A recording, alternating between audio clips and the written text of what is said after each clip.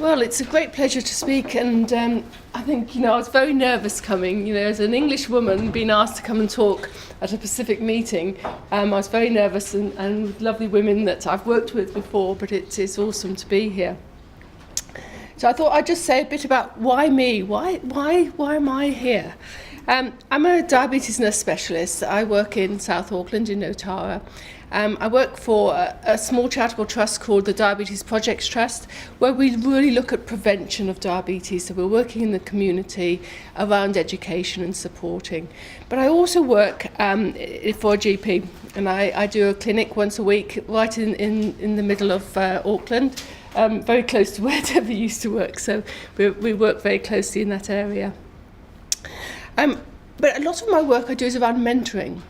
I think it's very important that we support our nurses and we support people out there who are working with others. We can't do it all, and it's about finding the right people out there that is going to help us. I also coordinate the diabetes paper at Auckland University, and it's about developing nurses, and I think that that's a big role that we've got, that we need to develop more people and more information. I'm the Honorary Secretary at the NZSSD, which is the New Zealand Society's study of diabetes, so very much about getting, again, more information out there. And I've done a lot of work with the National Diabetes Knowledge and Skills Framework. And this is a framework that's been put together about what do you need to know about diabetes? What do all nurses need to know? What do those who are specialising need to know? And what do those who are at the other end, at the specialist end, what do they need to know? So it's, again, getting this information out. And also we do accreditation with our diabetes nurse group, and that's, again, about peer support, making sure that we're all saying the same things. So when I was asked to do this talk, it was kind of, well, where are we going to start from? What are we going to do? What do we want to go home with? So I thought we'll start really just with a picture of where we are. And a lot of my figures are actually from counties as well. I'm based there, but also they've got some really good figures, so it's good to show them. But this document here was written a few years ago now, really about living well with diabetes. I'm not sure we've actually gone much further with it. It was a big hype, and it was pushed out there, and you look at all the things that are on there, and yes, they're all the things we want to do, but what have we actually achieved? So I think there's a long way to go still. When we look at the number of people with diabetes, it's on the increase. We know it's on the increase. And what's interesting, is down here we're lumped together with Australia, but they're reckoning there's going to be a 15% increase in the next few years. But when we look at the bottom figures down here, it's showing that over a quarter of the people with diabetes are going to be over the age of 65. So we know that we've got a young group of population, but we've also got an elderly population as well coming with the diabetes. What's the picture? How many people have we got? Well, we roughly think there's about 245,000. And the reason why we say we think we've got that number, because there's no real register. It's not, everyone's got a list of all the people with diabetes. But they have now got what they call the virtual diabetes register, which is actually a collection of people that have got diabetes because they take that information from their blood tests.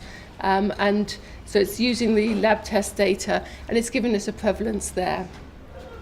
But if we look at the ethnic differences, as we can see here, that Pacific, 10% of people have diabetes. Asian, Maori, European, you can see the differences there.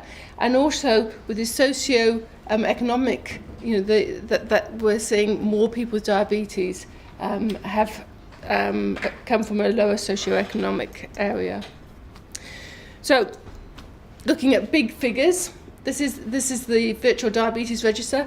I've highlighted counties because it's where I'm from.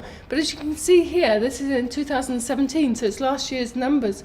We've got 41,000 people in counties.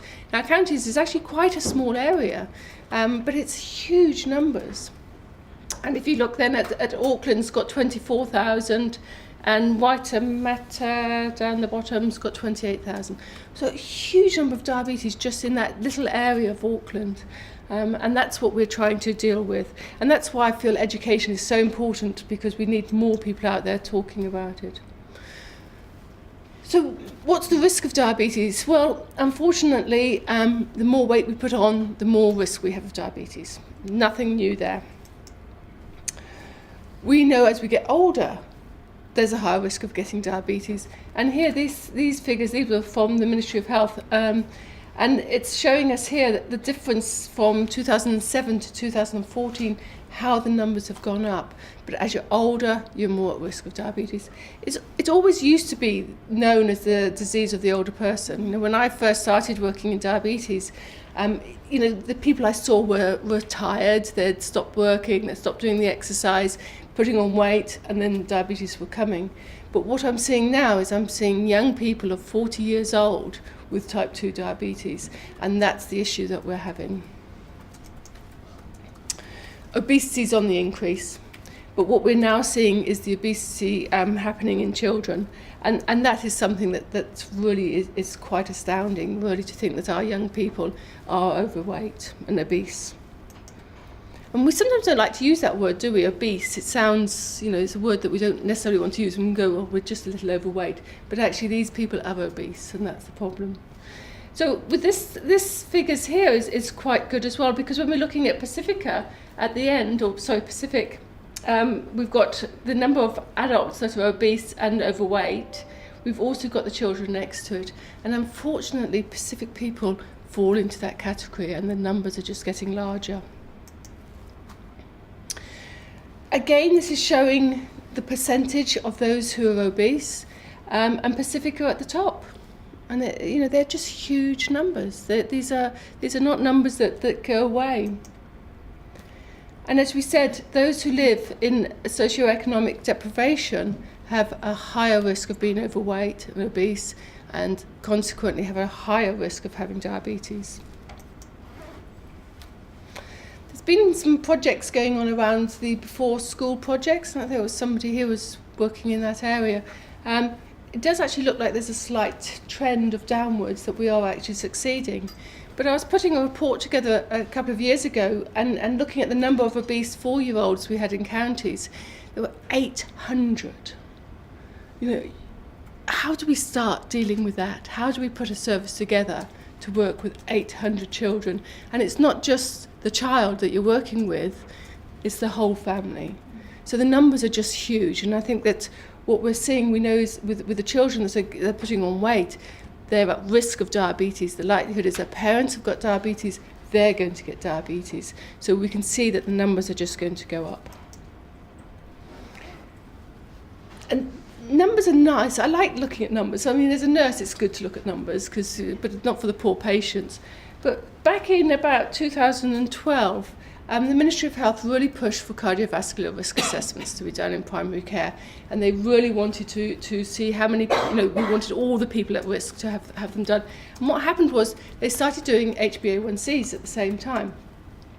And we changed some of our recommendations, and the recommendation then was to do an HbA1c was the ideal way of testing whether somebody has diabetes or screening for diabetes. So suddenly we had that huge increase of people having an HbA1c. So suddenly we had a lot more people with diabetes. But it also highlighted the number of people that had pre-diabetes as well. So to have pre-diabetes, you have an HbA1c below 50. So between 41 and 49 categorises you as having pre-diabetes. Now, not all those people are going to go on and develop diabetes, but a lot of them are. And equally, those are the group of people that we can do a lot of work with to try and prevent them moving forward. So these were some of the figures that came out. A chap called Win Chang, he's a public health physician in counties, put all these together. And it's really good to see these. And what it's saying is, are we actually achieving? Are we actually covering all the people that we need to? You know, does everyone go to the doctors? I don't think so. You know, we look at this and we go, yes, we're doing well, but an awful lot of people out there are not going to be screened. Ideally, for CVD risk for Pacific people and Maori and Asian, we should be screening from the age of 35. So if we look here, not doing too badly. You know, you're looking at, 77 to 85%. But there's still probably 25% of people who are not being screened. So still a lot of people out there that we need to be seeing. The women are probably slightly better, and I think because women go to the GPs more. You know, they take your children. Hopefully it's an opportunity that the practices grab hold of the women and get some testing done. So we are getting a little bit more screening done. So if we look at testing for our pre-diabetes, we should be actually getting most people. But as you can see here, that the rate of pre-diabetes goes up as we get older. So the older we get, the more at risk we are. And unfortunately, we're seeing Pacific at the top, but we're also seeing Indian as well. So there's some differences there. If we're looking at age groups, again, we're catching a lot more people. But if we look at around here, there seems to be a changeover. Why do you think there's a changeover here? Why do you think it's dropping? They're not dying, they're being diagnosed with diabetes. You know, hopefully we're not dying that young. But they're being screened for pre-diabetes, and suddenly the age and carrying more weight pushes them from pre-diabetes into diabetes. And looking at here, we're looking at the prevalence of diabetes. So how many people actually have diabetes? And you're looking up at this age group here, and you look at 45% of the population. You know, so it's huge numbers that we've got, and this is why it is a problem and why we're talking today. This is showing us how many of those people with diabetes have poor control. So these are people who've got an HbA1c above 74, 75. So if we're aiming to have an HbA1c of 55, they're 20% higher than they should be. And unfortunately, Pacific people are at the top of that. So these figures are a couple of years old, but what we put together here was all those people that had diabetes. So we've got the number of people with diabetes, we've got the number with pre-diabetes, and then here, overall, and this is just in the 3 district health boards, we've got 431,000 people who have either got diabetes or pre-diabetes, so they've got a compromise. So that's almost a quarter of the population. That's a big thing. So we need to do something. We need to do something.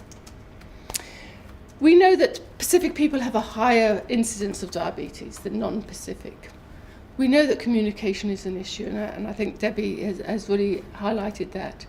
Health literacy, you know, we talk about health literacy, but what does that mean to people? You know, we're in the academic area and we talk to our patients about health literacy and they look at you as if, what on earth are you talking about? And about cultural beliefs. You know, my mum and dad died of diabetes. I'm going to die of diabetes. Why should I worry about it? You know, there's a lot of things that we need to talk about. So I thought we would have a look at a patient of mine. Now this patient actually came along, it's only about 3 weeks ago, but actually I'm struggling. I'm really struggling with him, and I'm not sure where we're going, and I think that's really a good place to be to discuss what's happening with this chap. So I get a phone call from the GP to say this man's here, can I see him? And this is what I hear. He's Tongan, he doesn't speak English very well, so he speaks a little bit of English but not very much. He went to see the doctor because he had a boil, and that's all he was worried about. Blood pressure's fine, BMI of 25, so you go, yep, BMI's good. He had plus of glucose and plus of ketones, and his capillary blood sugar was 27. So we're going, what's happening with this chap? You know, it's kind of what's happening. The doctor he saw spoke very good English, but had quite a strong accent. But she'd spent a lot of time with him talking about stuff. So she sent him off for all these blood tests. Now I was going to see him later in the day, so we'll look at these results at the end, because we're not really sure at this precise moment what we've got. But what I want to just think about is the prevalence. Have we got type 1 diabetes or have we got type 2 diabetes? So most adults have type 2 diabetes. Only 10% of adults will have type 1, whereas most children will have type 1 diabetes and only 5%. That is on the increase, unfortunately, with the type 2. And just a recap for us, type 1 used to be known as IDIM, but we call it type 1. Absolute insulin deficiency, so no insulin there at all. Can run in families. Usually comes under the age of 30. Remembering this gentleman's 40 years old. Abrupt symptoms, you know about it. And they need insulin for survival. Whereas our type 2 diabetic patient, it used to be known as NIDM, so non-insulin dependent, but some of our patients need insulin, so that's why they call it type 2. Usually occurs over the age of 40. Majority of people are overweight. The incidence increases with age, which we saw at the beginning, and accounts for most of the people with diabetes, and it runs in families. We know there's an increased risk with Maori or Pacific Islanders and Asians. Insulin resistance, so it's when you're carrying too much weight, that insulin doesn't work. But also the insulin, they're not producing enough insulin either. So just a quick picture. I like pictures because it makes a bit more sense. So with our type 1, we've got our glucose in our blood. There's no insulin there. Whereas in our type 2 here, you've got insulin there, and the insulin will take the glucose across into the cells. So there's slightly different, they're almost like two different diseases, really. So what kind of diabetes have we got here? I like this little man. I put him on, and it wasn't until I went through the slides I thought, oh, he moves. What do we think? Have we got type 1 or have we got type 2? He's got ketones. He's got ketones. So is he an alcoholic? So we need to ask that question. Is he drinking? Well, he's not, doesn't drink. No. Is it type 2? Latent onset. So we're not sure. And I'd say I'm still not sure. Okay, so, but the doctor rang the hospital, the GP rang the hospital said, well, it could be type 1, let's stick him on some insulin. That was the answer. Let's stick him on a bit of insulin and see what the blood tests come back at. What insulin do we put him on? We've got all these different insulins. So there's a variation. So it was decided we'll put him on the Lantus or the Glargine, which is just a long-acting background insulin that will hopefully just keep things going to begin with. That was the thought. So the GP said to me, can you see him? Because I think he needs a little bit more support than what I can give him. And I said, yeah, I'll see him. So we're going to talk all about this. So this man doesn't speak very much English. I don't speak any Tongan. And we're supposed to go through all this and help him. And it's Thursday, and we need to get it sorted. And it could be type 1, so he might be really, unwell. So, it's all this balancing what to do. We need to do blood glucose monitoring as well. We need to be saying, well, we want you to test your blood sugar 4 times a day. We want you to inject your insulin. We want you to stop eating sugar. We want you to stop doing this. And, he's just came to have a boil looked at. So this was the prescription that was given. So nice and simple. And go and see Katie. So, the order of the day.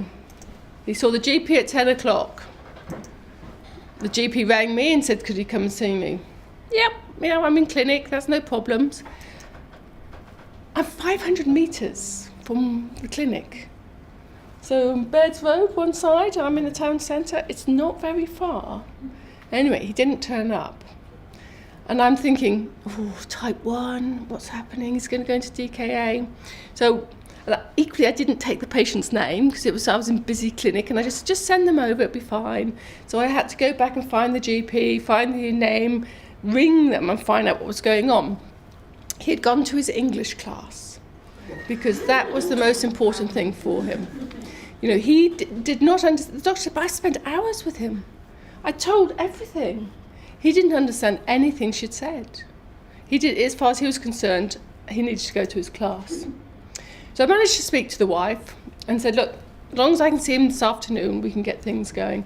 I don't work Fridays, and at 4 o'clock I need to be gone because I've got a meeting at 4:30. So, you know, we're busy as well. We're thinking, well, how can we fit this in? So he arrived at 3:45. So the wife came with him, 3 children under the age of 5. By this time I'm in my other office, so I'm not in clinic, I'm in a different place, I have none of my stuff with me. There's 3 children that are all suffering with coughs and colds, running around my office, which I'm then thinking, what's lying around my office? Is it safe? And I'm trying to explain to him that he needs to go on insulin, and we're going to do this now, and we're going to get it going. So the poor man was actually quite shocked. I mean, the wife spoke very good English, and we talked it through. But I've got his needle and his pen, and I'm going, right, now we're going to do it. In we go. And he's standing there looking at me going, what on earth am I talking about? And, you know, I'm standing there thinking, you know, the poor chap doesn't understand where we are. So there is a dilemma. So we're looking at the insulin, I'm talking to him about his blood sugars, about monitoring, about titrating, about filling in a book. And equally, you're thinking, we've got to pull all this back because none of it's actually making any sense. I'm talking to him about his insulin injections, where he does it, how he does it, and thinking what's going to be safe for this man. How can we make sure that he's safe and he doesn't become unwell and doesn't end up in hospital? So Saturday, I get a phone call from them, which is really good. I give my phone number up, but it's very rare that anyone ever rings. And I say, look, you can text and I'll ring you back. So I get a phone call, we've run out of testing strips. And I'm going, well, that's good. He's done his injection, he's doing some testing. But why has he run out of testing strips? Well, he was prescribed a meter. So the meter gets prescribed, but you can see here, it only comes with 10 strips. So he didn't have any more strips. So I'm then ringing and getting a prescription so that he can go and pick that up. But that means another visit to the doctors, another, you know, amount of money to pay for the prescription. I hopefully didn't pay for a visit, and hopefully it was just a prescription, but there's usually a charge with prescriptions as well. When in theory, it's our fault that we didn't give the right prescription. His blood sugars, I think, were about 15. So I'm thinking, yeah, and he felt all right. So I'm going, yeah, we'll be all right over the weekend. I thought, well, let's increase the insulin to 15. You know, it'd been on 10 units, let's put it up to 15, just so we give it a bit of a boost. No problems. Sounded great. Monday, I get a phone call. The needles are too big.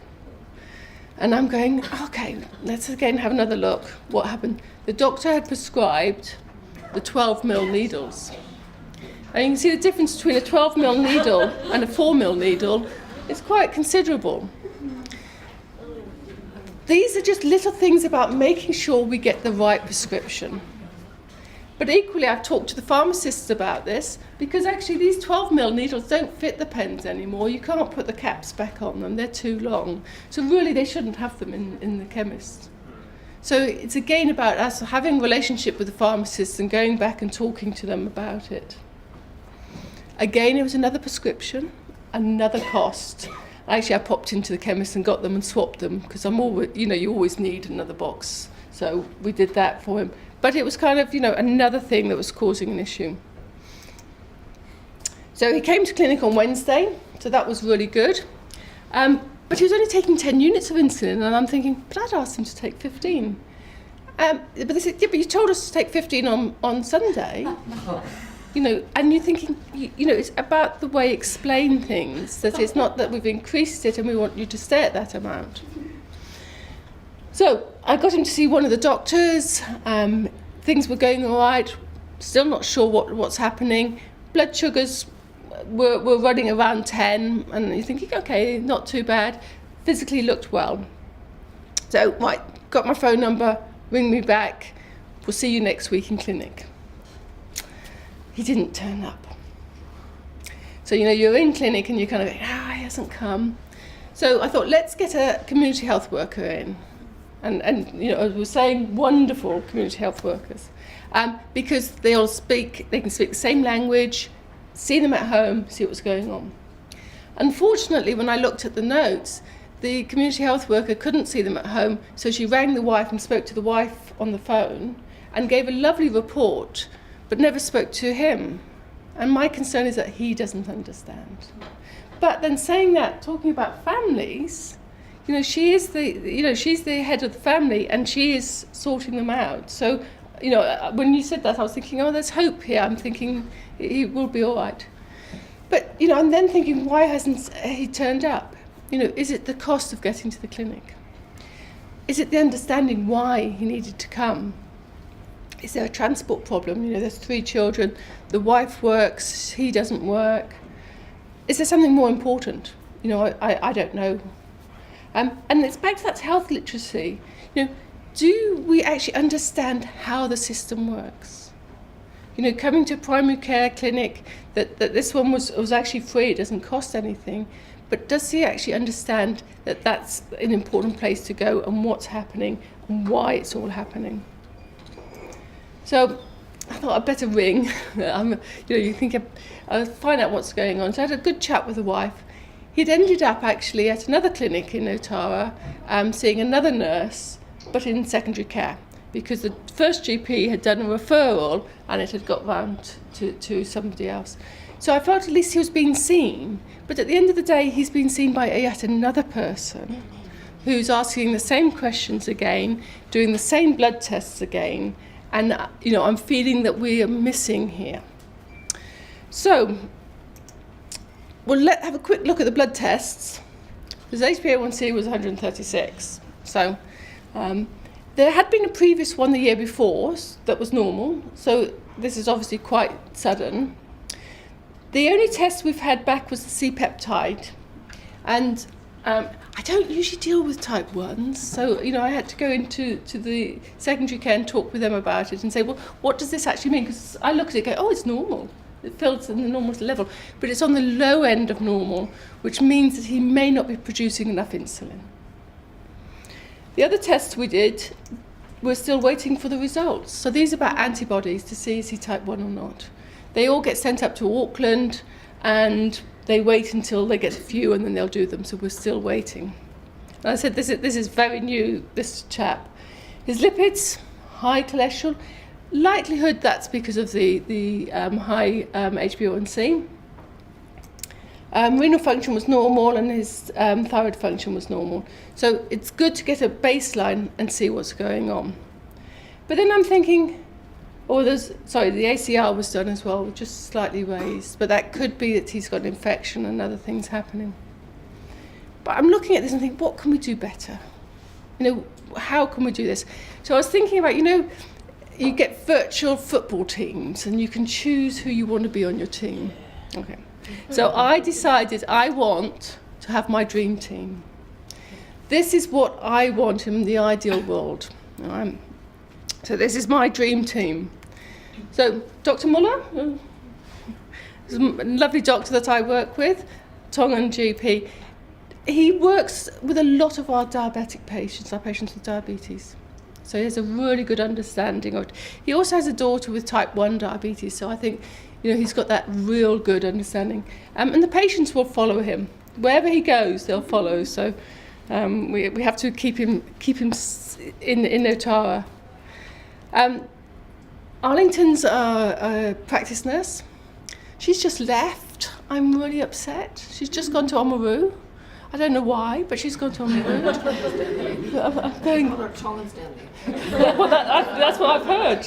She's going to, and that's the great thing is when we can support and help young nurses, and that they take their knowledge with them and they'll take it somewhere else. And I think that's the important thing, that they take that message with them. We have a podiatrist who's Tongan,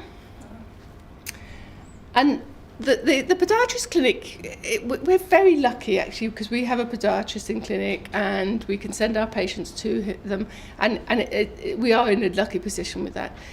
The ones we've had in the past, their clinics have been quite quiet and people don't bother coming. Sione's clinic is packed. He has 5 people waiting for him, And when I talked to him about it, he said, it's about relationships. He builds a relationship with his patients. He talks to them about their diabetes. He talks to them about weight loss. And you can see it. You can see that the clinic is busy. We have a health coach. And, I was a bit sceptical about health coaches when we first had them. Who wants to go and see somebody about their diabetes and learn and go to an educational session? Who wants to go and have a chat with somebody who hasn't necessarily got a medical background? But they're wonderful. These people come and talk and hold their patient's hand. I sent a young lady to see one day, and she took her around the town centre and they went shopping together. But at the same time, they talked about the diabetes. They talked about the issues that they were having. She talks to them about, what is your understanding? I think Lupe was talking about her patient and what do they understand about their diabetes? And this is where it can start with from ground roots, that people can actually talk with them around their diabetes and how they can then help them. We've got Celia, a nurse, practice nurse, and we've got a lovely receptionist, Moana and Drew. This is my team I would like to keep. And it's a dream because it doesn't actually exist. These people exist. But actually to have them in the same area and seeing patients with protected time. We've tried having clinics and then a GP doesn't turn up, so they see other patients at the same time as the diabetes patients. Well, I've got some practice nurses who've got dedicated diabetes clinic, but they're the only one that can do immunization. So they're pulled out to go and do that or do a cervical smear instead of the diabetes. We need protected time for these clinics so that the patients can be seen not in 15 minutes, because we haven't got 15 minutes. We need to give them longer time to help with them. And I think that's the thing. So this is what I'm going to dream about, and I'm going to go out and tell people this is what I want, and that we've got to work towards that. So literacy and interpretations, and I think it's good when we start saying the same things, because it actually means that we're in the right place. It's all very well that we've got somebody to interpret for us, but let's see if we get the right people to do interpretations. Make sure that we've got the right information. Healthy eating. We all talked about what we love. The gentleman I talked to, I asked him about his food. And he likes his green bananas. And I go, well, how many do you have? And he goes, 10. And I go, 10? And he goes, yeah. And I go, I'm looking at him, and he's smaller than me. Where do you put 10 bananas? So we talked about maybe cutting that down a bit and see how many he could reduce it to. And I was talking with one of the nurses, and she said, you actually did well, she said, because otherwise if you'd said you could only have one, you would go away thinking, that plaguey nurse knows nothing, So we have to work with food and what's going to work for people. And exercise. We talk to people about exercise, and they think they've got to get into their gym kit and go to the gym. So it's got to be culturally appropriate. We've got to work with these things. But everyone has a role, and I might be English and I might not speak Tongan or Samoan, but I can support and help others and work with others and lead, and I think that leadership's so important. As nurses, we need to be out there leading, and I think with the nurse prescribing stuff that Lupe was talking about has been a great move forward, that we were able to do a lot more. But we need to work with our community. We can't do this on our own. And I think the churches as well, working with the churches and what's happening in the community. But we need to train an effective workforce. We can't do it on our own. We need to make sure that people have good training and support. And really, we know that Pacific people are a large percentage of the population. I mean, we saw that on some of the slides, how many people live in the area. We know there's disparities. And we need to maybe change the way we deliver our service. Didactyl, I try not to get my finger out. It's got to come back in. Yeah. Because it's not good to do that. People don't want to be told off. They don't want to be told off that they're not doing very good. We need to increase the Pacific health workforce, because I think certainly when I was talking with Fono about coming here, who's out here? Who can come and talk? We need to grow, and that's the big thing, is growing our workforce.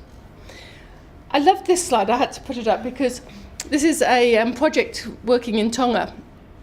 And a friend of mine's gone to Tonga to work for a year, working on 5+ a day. And, I'm thinking, what vegetables are out there? We're talking about 5+. But they've actually been doing some great work, and they're really moving forward with the stuff. And these resources here are some resources that we made in South Auckland. And they've taken them there, and they've translated them into Tongan. And I'm going, oh, that's good. I'm thinking, 20 years, I haven't even thought about translating them. And so they're translating them. We're going to get them all sorted. And it is that message. Let's get this message out there for more people and support them. So, thank you very much.